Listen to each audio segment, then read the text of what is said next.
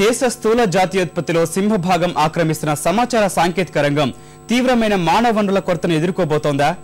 వేలాది మంది ఇంజనీర్లను బయటకు పంపుతున్న విశ్వవిద్యాలయాలు పరిశ్రమలకు అవసరమైన వృత్తి నిపుణులను అందించలేకపోతున్నాయా? అవునని అంటున్నాయి పారిశ్రామిక వర్గాలు. 2020 నాటికి దేశంలో 40 లక్షల మంది ఐటీ నిపుణుల కొరత ఉంటుందని అంచనా వేస్తున్నాయి. దేశ ఆర్థిక గమనాన్ని నిర్దేశిస్తున్న సేవా రంగంలో అధిక భాగం సమాచార సాంకేతిక రంగాలదే. ఐటీ ఆధారిత పరిశ్రమలు 5 లక్షల కోట్ల రూపాయల వ్యాపారాలు నిర్వహిస్తున్నాయి. ఇందులో 70% ఎగుమతుల ద్వారా జరుగుతుండగా 30% దేశీయంగా కార్యకలాపాలు జరుగుతున్నాయి.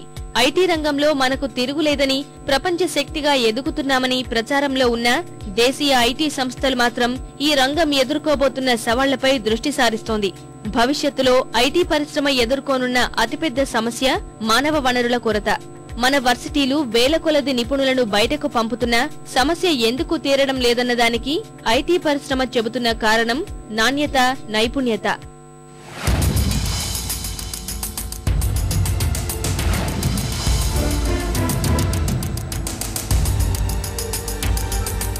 ప్రస్తుతం భారత్లో 10,000 కోట్ల డాలర్లుగా ఉన్న ఐటీ వ్యాపారం 2020 నాటికి 22,000 కోట్ల డాలర్లకు చేరుతుందని అంతర్జాతీయ కన్సల్టెన్సీ మెకన్సీ అంచనా. టెలికాం, సెమీ కండక్టర్లు, మెడికల్, ఆటోమొబైల్ రంగాల్లో సమాచార సాంకేతికత విస్తృతి పెరగనుంది. అయితే ఇందుకు అవసరమైన నిపుణుల కొరత వేధించనుంది. ఇండస్ట్రీకి కావాల్సినటువంటి స్కిల్స్ అన్ని మన విద్యార్థుల్లో ఉండటం లేదు. ఈ స్కిల్ షార్ట్ ఫాల్స్ ఎక్కడంటే వాళ్ళకి టెక్నికల్ నాలెడ్జ్ తక్కువ ఉంటా ఉందండి. Technical knowledge in terms of mechanical engineer అని అనుకోండి, బేసిక్ కాన్సెప్ట్సే తెలియవు. మా ఎక్స్పెక్టేషన్స్ ఏంటంటే వీళ్ళు అప్లికేషన్ ఇంజనీర్స్గా అయిపోతారని చెప్పి. ఎక్కువ మంది ఐటీ నిపుణులను అందిస్తామని పేరున్న మన రాష్ట్రంలోనూ పరిస్థితి అలాగే ఉంది.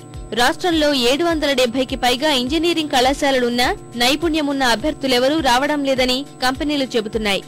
There are employability issues because of various reasons. Because one, lack of good faculty, lack of good infrastructure, right? Otherwise, there is absolutely no problem with the curriculum. విద్యార్థుల్లోనూ అయోమయం ఉంది. ఐటీ ఉద్యోగాలకు అవసరమైన శిక్షణ విద్యా సంస్థల్లో ఉండకపోవడంతో సొంత ప్రయత్నాలు చేసుకుంటున్నారు.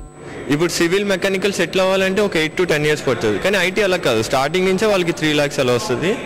కాకపోతే సివిల్ సెటిల్ అయ్యాక బాగుంటుంది. ఐటీ స్టార్టింగ్ నుంచి ఎండింగ్ వరకు అదే పేస్ కంటిన్యూ అవుద్ది. కాలేజెస్ని చూసుకుంటే ఓన్లీ థియరిటికల్ ఇంప్లిమెంటేషన్ అని ఉంటుంది, కానీ ప్రాక్టికల్ ఇంప్లిమెంటేషన్ అనేది ఉండదు.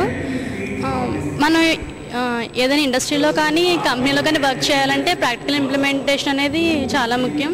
కాలేజ్లో అంటే అప్ టు ద మార్క్ మాట కొంచెం వరకు అక్వైర్ చేయడం, తర్వాత మ్యాక్సిమం బయటకు వచ్చిన తర్వాత నేర్చుకుంటున్నాం. నిపుణులను అందించడంలో విద్యా సంస్థల వైఫల్యంతో కొరత ఏర్పడకుండా పరిశ్రమలే రంగంలోకి దిగుతున్నాయి. కొన్ని ప్రతిష్టాత్మక విద్యా సంస్థలతో ఒప్పందాలు చేసుకుని అవసరమైన శిక్షణ ఇస్తున్నాయి.